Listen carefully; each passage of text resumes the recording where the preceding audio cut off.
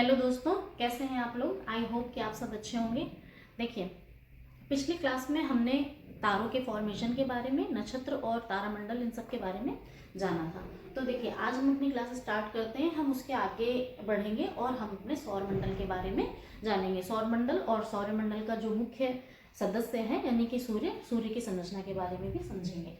तो देखिए, सौर मंडल का जब हम नाम लेते हैं तो सौर मंडल यानी कि कई सारी संरचनाओं से मिलकर बना होगा, है ना। तो सौर मंडल में क्या क्या चीजें आती हैं। सौर मंडल में एक तो सबसे जो उसका मुख्य सदस्य है यानी कि सूर्य, उसके अलावा 8 ग्रह हैं, उसके अलावा एक बौना ग्रह है जिसको प्लूटो के नाम से जानते हैं, क्षुद्र ग्रह है, धूमकेतु, बहुत सारे एस्ट्रॉयड, मेटेरॉयड्स और भी पता नहीं क्या क्या।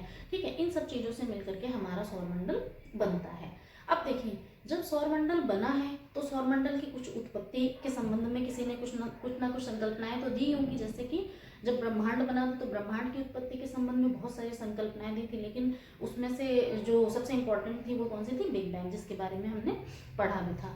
तो ठीक है, इसी तरह से हम देख लेंगे कि सौर मंडल कैसे बना और उसके संबंध में क्या क्या संकल्पनाएं हैं। देखिए, हमने क्या पढ़ा था, हमने पढ़ा था कि हमारे एक आकाशगंगा है। ठीक है, आकाशगंगा के केंद्र में क्या है, बल्ज है। बल्ज के आसपास बहुत सारे तारे हैं। ठीक है, और जो हमारा सूर्य है वो हमारी आकाशगंगा की तीसरी भुजा, बाहरी भुजा में है, क्योंकि सूर्य हमारा नया तारा है। ठीक है, ये हमने पढ़ा था। अब देखिए, यहाँ पे कुछ ऐसी परिस्थितियां बनी होंगी, यहाँ पे कुछ ऐसी परिघटनाएं हुई होंगी जिनकी वजह से यहाँ पर क्या हुआ, हमारे सौरमंडल का निर्माण हुआ। तो विद्वानों ने इसके बारे में रिसर्च किया और हमें कुछ संकल्पनाएं दी, जिनमें से सबसे सर्वमान्य संकल्पना लिल्टन की है। लिल्टन ने बताया, जो लिल्टन ने संकल्पना दी है उसको हम अभिनव तारा संकल्पना कहते हैं। लेकिन उसके अलावा भी हम कुछ और 2 संकल्पनाएं हम उसके अलावा भी पढ़ लेंगे, एग्जाम में कई बारी से पूछी जाती हैं। तो ठीक है, इसी में से जो 3 मुख्य संकल्पनाएं हैं उनमें से सबसे पहली है मोनो स्टार थ्योरी। क्या है बेटा, मोनो स्टार थ्योरी, यानी कि इसको हम अद्वैतवादी संकल्पना भी कहते हैं। ठीक है, तो कुछ विद्वानों ने मोनोस्टार थ्योरी दी, उनमें से हम 2 के नाम देख लेते हैं। Number 1 can't. देखिए, सबसे पहले कांट ने हमें मोनोस्टार थ्योरी दी और इन्होंने बताया कि जैसे कि सूर्य एक तारा है, बहुत गर्म धधकता हुआ था, ये घूम रहा था। इन्होंने बताया कि जब ये घूम रहा था, इतनी तेज इसकी रफ्तार थी, इतनी तेज स्पीड से ये घूर्णन और परिभ्रमण की गति कर रहा था, जिसकी वजह से क्या हुआ, कुछ छल्ले अलग हुए, कुछ पदार्थ मतलब इसमें से अलग हुआ और इन्हीं पदार्थों से क्या बन गया, हमारे ग्रहों का निर्माण हो गया। ये हमें किसने बताया, कांट ने बताया। कांट के साथ ही साथ फिर उसके बाद एक और वैज्ञानिक है जिनका नाम है बेटा लाप्लास।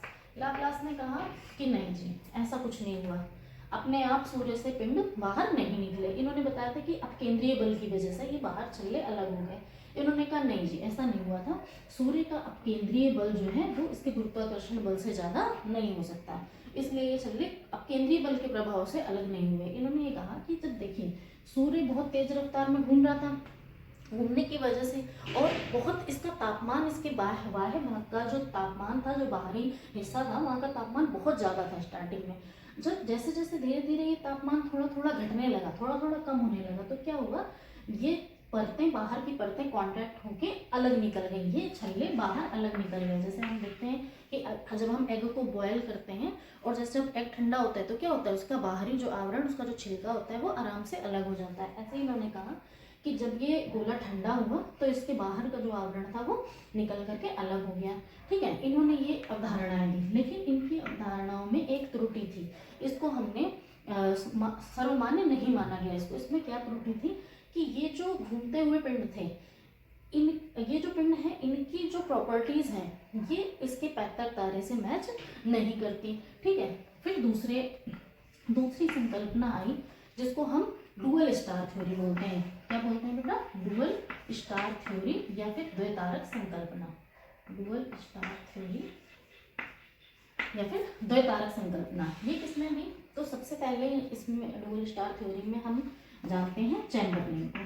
ठीक है, चैम्बरलेन आए, इन्होंने कहा कि देखिए ऐसा नहीं है कि सूर्य से ये सारे अलग हुए हैं, क्योंकि इसके ये तो पता ही था कि इसकी प्रॉपर्टीज मैच नहीं, सॉरी, इन्होंने कहा कि हाँ सूर्य से ही अलग हुए लेकिन अपने आप अलग नहीं हुए हैं।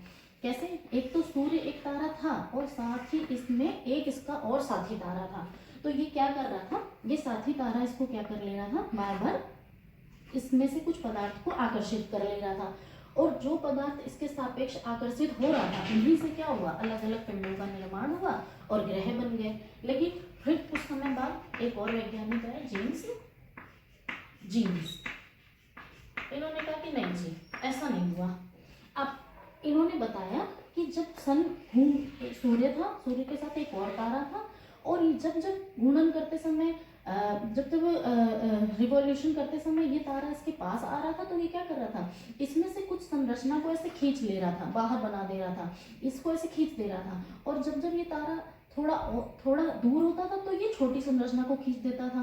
तो क्या हुआ, ऐसे ऐसे खींचते खींचते बहुत समय तक जब ये ऐसे ही घूमता रहा, तो यही जो खिंचा हुआ भाग था, यही धीरे धीरे इससे टूट करके अलग हो गया और इन्हीं से ग्रहों का निर्माण हो गया।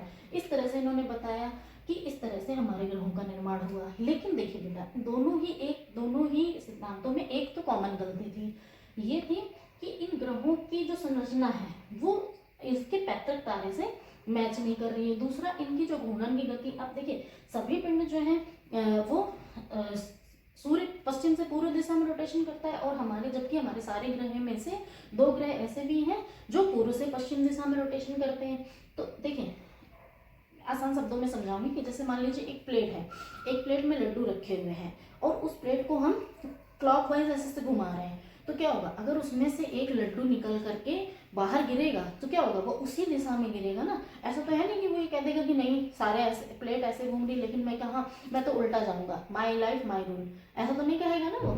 तो वो भी उसी दिशा में गिरेगा जिस दिशा में रोटेशन हो रहा है। जबकि जो पदार्थ अलग हुए और ग्रह बने, उनमें से कुछ ग्रह दूसरी दिशा में एक तो घूर्णन करते हैं, और जो बृहस्पति और शनि जो हमारे ग्रह हैं, इनके जो उपग्रह हैं वो भी दूसरी दिशा में यानी कि अपोजिट डायरेक्शन में रोटेशन करते हैं। तो इस तरह से इनका ये सिद्धांत तो मान्य था नहीं, और इनके सिद्धांत में ये त्रुटि तो थी ही, साथ में एक और त्रुटि ये थी कि ये तारा था तो ये गया कहाँ, है ना। इस तारे का अस्तित्व समाप्त कैसे हो गया, कहाँ चला गया, इस बात को ये समझाने में असफल रहे। इसलिए हमने इनकी ये जो दोनों संकल्पनाएं थी, मोनोस्टार और डुअल स्टार, इन दोनों संकल्पनाओं को बहुत ज़्यादा महत्ता आगे चल करके नहीं मिली। उसके बाद हमारे तीसरे वैज्ञानिक जो आए, लिलीटन ने कहा कि देखिए, इन्होंने दी डबल स्टार थ्योरी, ठीक है, डबल स्टार थ्योरी, या इसी को हम क्या कहते हैं, अभिनव तारा संकल्पना, ठीक है, अभिनव तारा संकल्पना। इन्होंने बताया कि देखिए, ना एक तारे थे ना 2 तारे थे, बल्कि कितने तारे थे, 3 तारे थे। इन्होंने तारों की संख्या एक और बढ़ा दी। इन्होंने कहा सूर्य तो था ही, सूर्य के साथ साथ 2 और तारे थे।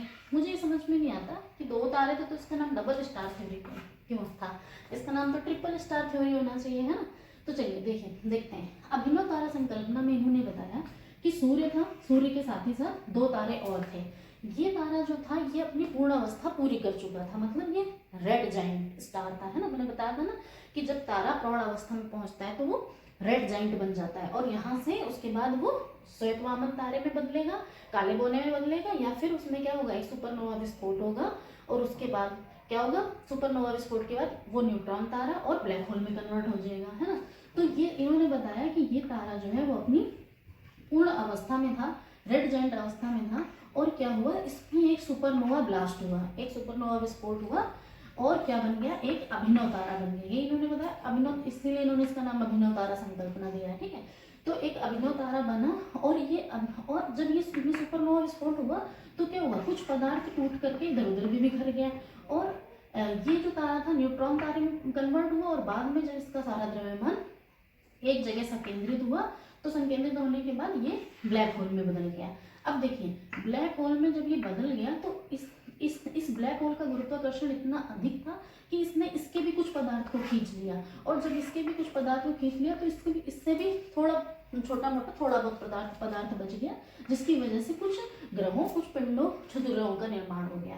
तो और इस तारे को, ये तारा तो बदल के ब्लैक होल में बदल ही गया था, इस तारे को भी ये खा गया, और इसमें से जो थोड़ा बहुत पार्ट बचा, तो इसीलिए कुछ प्लैनेट्स जो हैं जिसके पास इसकी प्रॉपर्टीज है, वो अलग दिशा में घूर्णन करते हैं, और जिनके पास इसकी प्रॉपर्टीज है वो अलग दिशा में घूर्णन करते हैं, है ना। तो इस तरह से इनकी अवधारणा को अब तक की सबसे सर्वमान्य अवधारणा माना जाता है। इसको क्या बोला जाता है? अभिनव तारा संकल्पना। ठीक है, समझ आ गया। तो देखिए इस तरह से हमारी 3 संकल्पनाएं हैं, जिनमें से एक पहली थी मोनोस्टार थ्योरी, दूसरी थी डुअल स्टार थ्योरी, और तीसरी है अभिनव तारा संकल्पना या डबल स्टार थ्योरी। ठीक है, लिल्टन की। इन्होंने बताया कि किस तरह से सौरमंडल का निर्माण हुआ। अब देखिए सौरमंडल के बारे में हमने जान लिया, सौरमंडल के निर्माण के बारे में हमने जान लिया।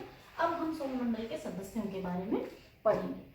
देखिए जैसा कि इसके नाम से है सौरमंडल, सौरमंडल का मतलब सबसे ज़्यादा इंपॉर्टेंस हमने किसको दी है? आफ्टर ऑल सन को दी है। क्यों? क्योंकि सन क्या है? सारी ऊर्जा, सारी उष्मा, एनर्जी का सोर्स पूरे सौरमंडल में कौन है? सूर्य है। ठीक है, इसलिए हम सबसे पहले सूर्य के बारे में पढ़ते हैं। देखिए सूर्य क्या है? सूर्य की सूर्य हमें इस तरह का दिखाई देता है। ठीक है, अब देखिए सूर्य ऐसा एक आग का गोला हमें दिखाई देता है, लेकिन ये तो हमें इसका बाहरी आवरण दिखाई दे रहा है ना। जैसे कि गेंद है, जैसे मान लीजिए एक किसी धातु की एक गेंद है, तो उसके अंदर जानने के लिए हमें क्या करना पड़ेगा? उसके अंदर जाना पड़ेगा, घुसना पड़ेगा, उसको बीच में से कट करना पड़ेगा, है ना। जैसे गर्मियों में जब आप तरबूज लेने जाते हो तो आप तरबूज वाले से कहते हो ना, भैया लाल है अंदर से कि नहीं, तो वो क्या करता है? उसमें से एक स्लाइस अंदर तक ऐसे काट के दिखा के वापस उसी में फिट कर देता है ना। तो ऐसे ही हमने सन को जानने के लिए हमें क्या करना पड़ेगा? हमें इसका एक पार्ट यानी कि इसके अंदर जाना पड़ेगा। तो ऐसे ही आपने देखा होगा पिक्चर्स में बना हुआ सन का एक पार्ट ऐसे बना रहता है। ठीक है, मान लीजिए इसको हमने इतना इस पार्ट में कट कर दिया। ठीक है, तो अब देखिए सूर्य का यहाँ पर क्या होगा? यहाँ पर है सन का सेंटर पॉइंट। ठीक है, अब देखिए सेंटर पॉइंट पे जाने से पहले हम कुछ मेन बातें कर लेते हैं सन के बारे में। देखिए सूर्य जो है वो हमारी पृथ्वी से कितनी दूर है बेटा? सूर्य हमारी पृथ्वी से 15 करोड़ किलोमीटर दूर है। ठीक है, और इस सूर्य का व्यास कितना है? सूर्य का व्यास कितना है? यहाँ से यहाँ तक इसका सूर्य का व्यास 13.9 लाख किलोमीटर है। ठीक है, 13.9 लाख किलोमीटर जो है वो इसका क्या है? इस सूर्य का व्यास है। और इस सूर्य का द्रव्य है वो पृथ्वी के द्रव्यमान से बेटा 3,33,000 गुना ज्यादा है। अब ये समझ लीजिए सूर्य का भार इतना ज्यादा है कि हमारे पूरे सौर मंडल का कम से कम 97% जो हिस्सा है वो केवल सन का ही है। उसमें जो सन का ही द्रव्यमान है इतना ज्यादा, उसमें से बाकी 3% में सारे ग्रह, उपग्रह, क्षुद्र ग्रह सब कुछ बने हुए हैं। ठीक है, और सूर्य के जो कोर है इसके कोर का तापमान 15 मिलियन डिग्री सेल्सियस है। समझ रहे हैं आप कि कितना ज्यादा तापमान है? यानी कि सूर्य जो है वो अंदर से किस अवस्था में है? प्लाज्मा अवस्था में है। प्लाज्मा अवस्था पदार्थ की सबसे गर्म अवस्था होती है ना। जैसे कि आप देखते हो कि ज्वालामुखी से जो लावा निकलता है वो किस फॉर्म में होता है? प्लाज्मा के फॉर्म में होता है। उसका टेम्परेचर बहुत ज्यादा होता है। ऐसे ही इसके इस भाग का टेम्परेचर 15 मिलियन डिग्री सेंटीग्रेड है। यानी कि आप समझ सकते हैं। और इतना ज्यादा तापमान क्यों है? क्योंकि यहाँ पर क्या हो रहा है? हाइड्रोजन का हीलियम में संलयन हो रहा है। संलयन की अभिक्रिया लगातार चल रही है। अब देखिए संलयन की जो अभिक्रिया होती है, नाभिकीय विखंडन को तो हम नियंत्रित कर सकते हैं। नियंत्रित का मतलब उसको रोक सकते हैं, धीमा कर सकते हैं, लेकिन जो नाभिकीय संलयन की अभिक्रिया है इसको रोकना इसको नियंत्रित करना बहुत ही मुश्किल काम होता है। देखिए चाइना जो है वो अपना सन बना रहा है ना।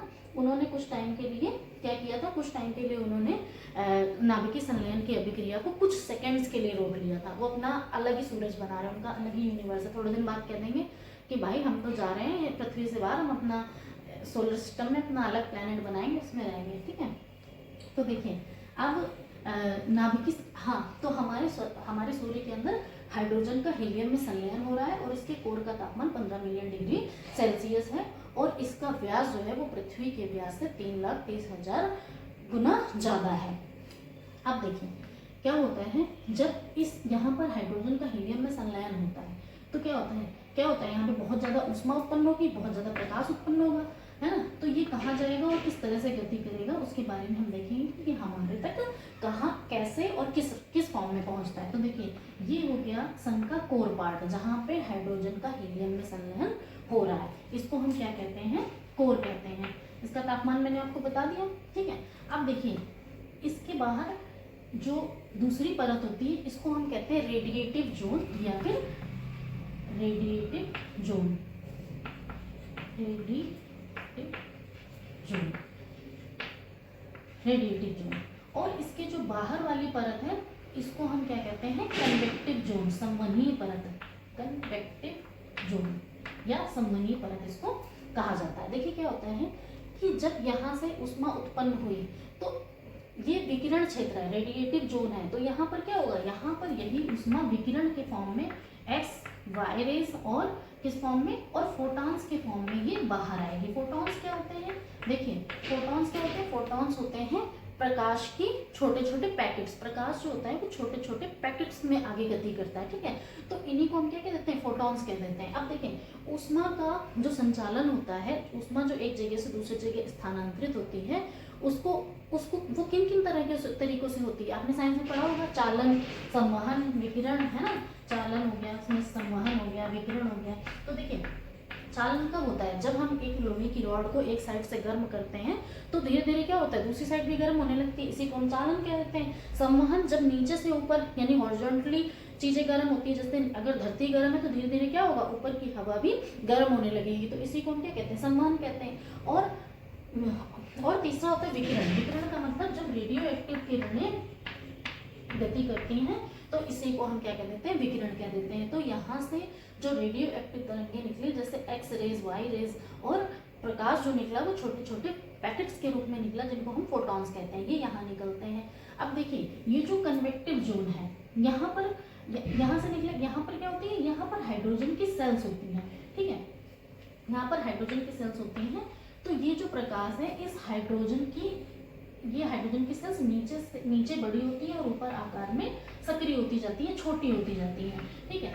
एक बार एग्जाम में क्वेश्चन आया था कि बताइए कि किस दिशा में हाइड्रोजन सेल्स किस तरफ बड़ी होती हैं, तो यानी कि कोर की तरफ बड़ी होती है और बाहर के हिस्से की तरफ छोटी होती जाती हैं, ठीक है। अब देखें यहाँ से क्या होगा, प्रकाश निकलेगा, फोटॉन्स के रूप में निकलेगा और इसको पार करके बाहर निकल जाएगा और वहीं से ये सारे प्लैनेट्स तक पहुंचेगा, है ना। लेकिन क्या होता है, जब ये फोटॉन्स निकलते हैं तो ऐसा तो है नहीं कि यहाँ पे कोई वो ऐसे फिल्टर लगा हुआ है कि नहीं भाई एक्स किरणें अलग जाएंगी, वाई रेजेस अलग जाएंगे, फोटॉन्स अलग जाएंगे। इसमें से जब होकर के निकलता है तो यही जो हाइड्रोजन की सेल्स होती हैं ये क्या करती हैं, इस प्रकाश को फिल्टर कर देती हैं, यानी कि ये अल्ट्रावायलेट रेज कई हद तक इनके द्वारा अवशोषित कर ली जाती हैं और प्रकाश जो है वो प्रकाश और ऊष्मा बाहर निकल जाता है, ठीक है। अब देखिए अगर ये हाइड्रोजन सेल नहीं होगी तो क्या होगा, हमारी पृथ्वी पे जीवन संभव ना हो शायद, क्योंकि ये अल्ट्रावायलेट रेज इतनी ज़्यादा खतरनाक है कि शायद किसी भी क्रिएचर का जिंदा रहना शायद संभव नहीं होगा। तो ठीक है, अब देखिए जब यहाँ से प्रकाश निकला और ऊष्मा निकली, अब यहाँ पर है सारे ग्रह, ये है सपोज हमारी पृथ्वी, ठीक है। तो हमारी पृथ्वी जो है, हमारी पृथ्वी के वायुमंडल में जब ये प्रकाश आएगा तो क्या होगा, हमारी पृथ्वी के उत्तरी ध्रुव और दक्षिणी ध्रुव के वायुमंडल से आकर के टकराएगा। ये इन्हीं को हम सौर ज्वालाएं कहते हैं, आगे समझेंगे, ठीक है। तो जब ये प्रकाश हमारे पृथ्वी के वायुमंडल के आसपास आया, हमारी पृथ्वी के वायुमंडल से टकराया, तो उत्तरी ध्रुव पर एक तरह की चमक उत्पन्न होगी, उत्तरी और दक्षिणी ध्रुव दोनों, जिन्हें हम ध्रुवीय ज्योति कहते हैं, जिसको उत्तरी भाग में हम क्या कहते हैं, अरोरा बोरियोलिस, और इसी को दक्षिणी ध्रुव पर हम क्या कह देते हैं, अरोरा ऑस्ट्रियोलिस। बच्चे बहुत ज्यादा कंफ्यूज रहते हैं इस बात को लेकर के कि अरोरा बोरियोलिस कौन सी है और ऑस्ट्रियोलिस कौन सी है। अरे सीधी सी बात है कि दक्षिणी ध्रुव के पास यानी कि विषुवत रेखा के नीचे क्या है, ऑस्ट्रेलिया है, तो यानी कि जो नीचे बनती है वो अरोरा ऑस्ट्रियोलिस है और जो ऊपर बनती है वो अरोरा बोरियोलिस है, ठीक है। तो इस तरह से जब ये प्रकाश जो है पृथ्वी के वायुमंडल से टकराएगा तो ध्रुवीय ज्योति उत्पन्न करेगा। अब तक हमने देखा सन का, अब तक हमने कौन कौन सा पार्ट देखा, अब तक हमने देखा कोर, और उसके बाद देखा हमने रेडियो एक्टिव जोन, उसके बाद हमने देखा कन्वेक्टिव जोन। देखिए अब ये जो कन्वेक्टिव जोन है, यहाँ पर हाइड्रोजन की सेल्स हैं, इस हाइड्रोजन की सेल्स को पार करता हुआ प्रकाश जो है वो बाहर निकल रहा है। ये तो सूर्य के अंदर की संरचना। अब देखें सूर्य के बाहर की संरचना, इसके बाहर जो लेयर होती है इसको हम क्या बोलते हैं, इसको हम बोलते हैं क्रोमोस्फेयर। क्या बोलते हैं? क्रोमोस्फेयर।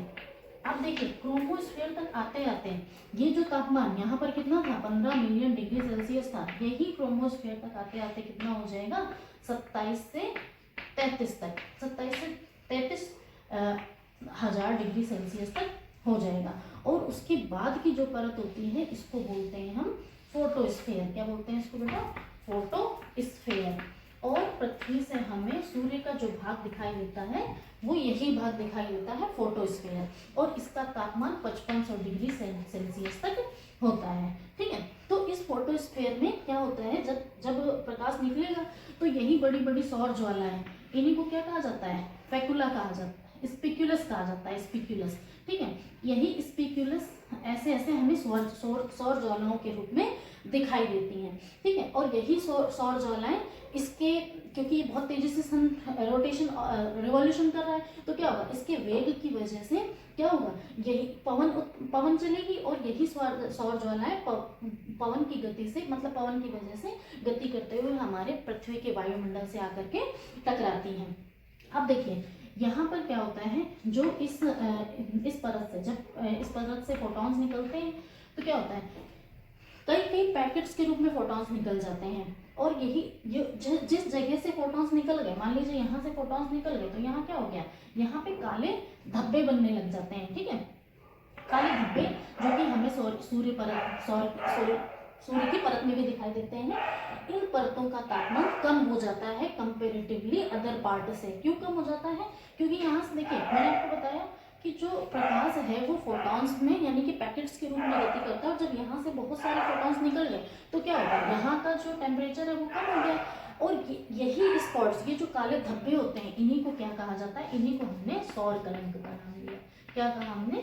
सौर कलंक। ठीक है, अब देखिए ये जो सौर कलंक बनते हैं, इसके जो बाहर का चमकदार हिस्सा है ये निकल गया, यहाँ का तापमान कम हो गया, तो इसके जो बाहर का हिस्सा, जो चमकदार हिस्सा है, इसको कहा जाता है फैकुला। क्या कहा जाता है? इसको कहा जाता है फैकुला। ठीक है, और इस हिस्से का, जिस हिस्से का तापमान कम है, जिस हिस्से का तापमान कम है, यानी कि जैसे ये सौर कलंक है, तो इसके अंदर वाला हिस्सा जिसका तापमान कम है, इसको हम क्या कह देते हैं? अम्बरा। और बाहर वाले हिस्से को, जो इसका बाहरी हिस्सा है, इसको पेनम्ब्रा कहा जाता है। ठीक है, अब देखिए ये सौर कलंक जो होते हैं, ये सन के रेडियस से, सन के मतलब सन के मिड पार्ट यानी 0 डिग्री से लेकर के कहाँ तक बनते हैं? 40 डिग्री तक बनते हैं। कहाँ तक बनते हैं? 40 डिग्री तक। ठीक है, 40 डिग्री तक बनते हैं। अब ये जो 40 डिग्री तक सौर कलंक बनने का ये जो एक सिलसिला है, ये कितने साल में कंप्लीट होता है? एक बार में सौर कलंक यहाँ से यहाँ तक बनना और वापस लौटना। इस पूरे काम में, इस पूरे इवेंट में कितना समय लग जाता है? इस पूरे इवेंट में लगभग 11 वर्षों का समय लग जाता है। कितना? 11 वर्ष का समय लग जाता है। इसी को हम लोग एक सौर कलंक चक्र कहा जाता है। इसी को क्या कहा जाता है? Solar spot cycle. Solar spot cycle. तो आपसे पूछा जाए कि सोलर स्पॉट साइकिल कितने समय की होती है, तो एक सोलर स्पॉट साइकिल जो है वो 11 वर्षों की होती है। 11 वर्ष 11 दिन में ही कंप्लीट होता है, तो मोटा मोटी हम इसको 11 वर्ष लगा लेते हैं। ठीक है, तो 11 वर्षों में एक सोलर स्पॉट साइकिल कंप्लीट होती है। और जब यही कितनी अगर 100 सोलर स्पॉट साइकिल जब कंप्लीट हो जाती हैं, 100 सोलर स्पॉट साइकिल जब कंप्लीट हो जाती हैं, तो इसी घटना को क्या नाम दिया जाता है? इस घटना को नाम दिया जाता है सोलर इवेंट का। क्या नाम दिया जाता है बेटा?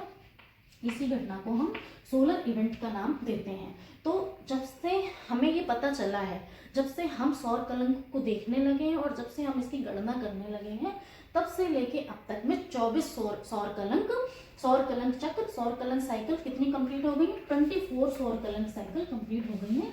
और 2025 से लग गई कौन सी? 25वीं सौर कलंक साइकिल, है ना। सोलर स्पॉट साइकिल में से अभी कौन सी चल रही है? 25th चल रही है। और जब ये 100 पूरी हो जाएंगी तब हम कहेंगे कि एक सोलर इवेंट पूरा हो गया। तो आपको सारी संरचना और सारी चीज़ें आई होप कि अच्छी तरीके से समझ में आई होंगी। देखिए क्या था, एक सूर्य है, सूर्य हमसे 15 करोड़ किलोमीटर दूर है। इसके केंद्र का तापमान कितना इसका इसका व्यास 13.9 लाख किलोमीटर है। इसके केंद्र का जो तापमान है वो कितना है 15 मिलियन डिग्री सेंटीग्रेड है। यहाँ पे हाइड्रोजन का क्या होता है, हीलियम में संलयन होता है। और जब कोर में जब हाइड्रोजन का हीलियम में संलयन होता है तो क्या होता है, बाहर वाले जो इसके बाहर वाला जो पार्ट है इसको रेडियो एक्टिव जोन कहते हैं, जहाँ पर ये क्या होता है रेडियो एक्टिव किरणों के रूप में यहाँ पर पहले तो रेडियो एक्टिव तरंगें एक्स किरणें, गामा किरणें निकलती हैं और फोटॉन्स यानी कि ऊर्जा यानी कि ऊष्मा के छोटे छोटे पैकेट्स बाहर आते हैं। और फिर आपका कन्वेक्टिव जोन है। कन्वेक्टिव जोन में हाइड्रोजन की सेल्स होती हैं। इन हाइड्रोजन के सेल्स को क्रॉस करके प्रकाश बाहर निकलता है और जब प्रकाश बाहर निकलता है तो बाहर जो लेयर है इसको क्रोमोस्फेयर बोला जाता है। क्रोमोस्फेयर का तापमान 27 से 33 डिग्री सेल्सियस तक होता है और उसके बाहर की जो परत होती है उसका नाम है फोटोस्फेयर। और यही फोटोस्फेयर हमें पृथ्वी से दिखाई देता है। ठीक है, अब एक चीज और समझ लीजिए, फोटोस्फेयर जो हमें बाहर से दिखाई देता है, क्या होता है जब ग्रहण लगता है, जब सूर्य ग्रहण लगेगा तो क्या आ जाता है, पृथ्वी और सूर्य के बीच में चंद्रमा आ जाता है। तो क्या होगा, जब चंद्रमा की छाया सूर्य पर पड़ती है, अगर पूर्ण सूर्य ग्रहण है, पूर्ण सूर्य ग्रहण है तो क्या होगा, चंद्रमा इसको ऐसे ढक लेगा। तो इसके जो बाहर वाला हिस्सा कैसा दिखेगा, हमें बहुत चमकीला दिखेगा। इसी क्रोमोस्फेयर के बाहर का हिस्सा बहुत चमकीला दिखता है, तो इसी को हम क्या कह देते हैं, कोरोना कह देते हैं। आपने देखा ना, ये स्पिक्यूलस ऐसे से निकली हुई थी और जब जब चंद्रमा ने क्या किया, पूरे सूर्य को इसकी छाया ने ढक लिया, तो क्या होगा, इसकी यही स्पिक्यूलस निकली हुई दिखेंगी, तो इसी को हम क्या कह देते हैं, कोरोना कह देते हैं। इसी को हम क्या कहते हैं, कोरोना कहते हैं, है ना। चलिए, अब ये तो था सूर्य के बारे में डिटेल्ड एक्सप्लेनेशन कि सूर्य की संरचना कैसी है। अब हम आगे जानते हैं ग्रहों के बारे में। सूर्य के बारे में जान लिया, आप लोगों को अच्छी तरह से समझ आ गया। चलिए देखिए, अब सूर्य है, सूर्य के साथ साथ कितने ग्रह हैं, सूर्य के साथ साथ हमारे सौर मंडल में 8 ग्रह हैं। ठीक है, पहले 9 हुआ करते थे, पहले 9 ग्रह हुआ करते थे, लेकिन 2005 में इंटरनेशनल एस्ट्रोनॉमिकल यूनियन की एक बैठक हुई और उन्होंने कुछ नियम बनाए और इन्होंने प्लूटो को जो है वो ग्रह की श्रेणी से बाहर कर दिया। और अब हमारे प्लैनेटरी सिस्टम में यानी कि सोलर सिस्टम में 8 ग्रह हैं, एक बौना ग्रह है। ठीक है, तो मान लेते हैं कि ये सूर्य है। अब सूर्य से दूरी के क्रम में हम क्या करते हैं, अपने प्लैनेट्स को सजा लेते हैं। सबसे पहले सन के सबसे पास कौन सा है, बुध यानी कि मरकरी। ठीक है, बुध, फिर शुक्र, पृथ्वी, मंगल, फिर शनि, बृहस्पति,